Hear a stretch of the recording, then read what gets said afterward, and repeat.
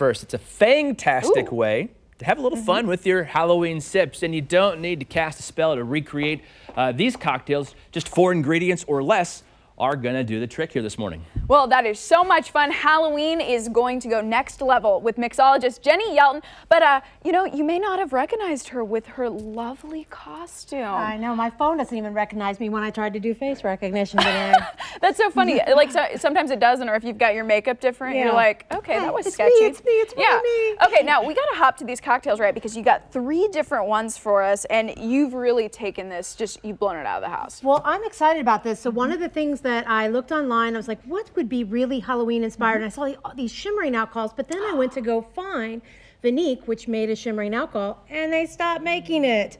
So I said, but this is so cool, what can I do? So a little research, I actually found a way to make some shimmering liqueurs. And it makes then a can you huge hold that difference. still? So we can maybe get a tight shot. Can you see that? It's literally glitter in there. And she's put edible glitter, right? And it's edible, edible glitter that's in perfect. here. And so we're gonna make 3 different really quick drinks, but we're gonna make parts of those drinks. So we're gonna actually start with a simple drink and a simple cocktail. And this one's poison apple, guys. If you love names, if you love themes, that's right on target. So I start with, and one of the things you want to keep things cold. So I started with this Goldschlager, and I'm going to go ahead and pour the Goldschlager in first, about 1.5 ounces to 2 ounces.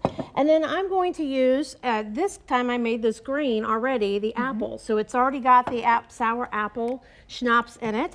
And so when I pour it in there, it's also cold. You'll see it starts to kind of float at the top, and the gold and the shimmering glitter kind of work together. And it's also in a skull glass, if you guys haven't noticed. Absolutely. And then That's just perfect. a little bit of ginger beer to go with that. Do you want to try that one? Okay, I'll maybe like stir it around a little bit Yeah, first. yeah. You can see the glitter. This is so fun. So And the gold we'll flakes, do a too. cheers to this.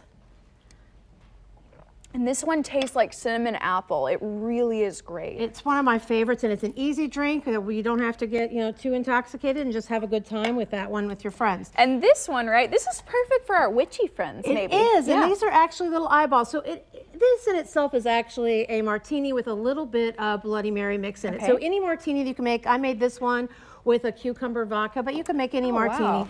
And so we pre-made some of these olives, and you take the onion and you scoop it out, and then you stick the olive in there. So This is a perfect eyeball, too. I know, it really is. And when it floats in there, so it's real simple. You just take your spoon and you cut out the center of it, and once you cut that out, you are able to put the olive right in the center like this, and you'll be able to float it right in your cocktails, and it looks like little eyeballs. And you're gonna have floating to on top stick of it. You're gonna have to stick it with those toothpicks, right? Because they will go to the bottom of it. Yeah, it will float to the bottom of it, but this is actually the last one is my favorite. Yeah, it is great. And so this one is actually called the witch's heart. And the reason it's called the witch's heart, if you can look and see, the actual bottom of it has red. Wow. That's because liquors have different consistencies.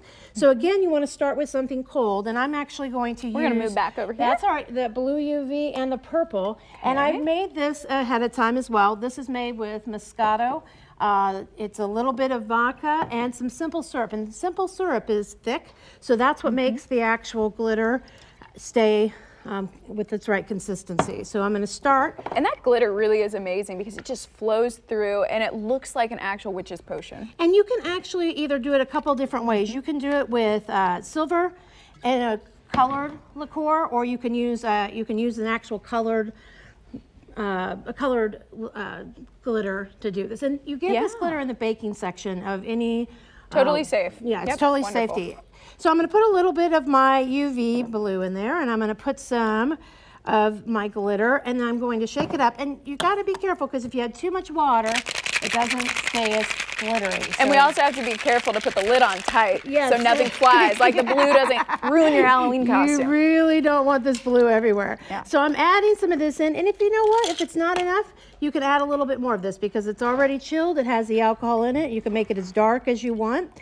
And then once you have this in there and have some good color to it, you can add a little bit of red and just a little bit of grenadine. And since it's cold, the grenadine is actually going to float to the bottom and make a little ball. And if she didn't say this off the top, this one's called Witch's Heart, right? Witch's Heart. So that is the heart at the bottom of the glass. You can't see it probably from this angle, but it actually is shimmering and glittering all the way through.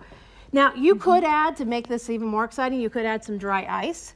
If you add dry ice, there's a couple things. Is it safe to drink dry ice? Yeah, it is after it's dissipated. So Okay. it's CO2. Once it is done, it's magic. You can add, you can then drink it safely. You don't want to try to put dry ice in your mouth when it's still fizzing.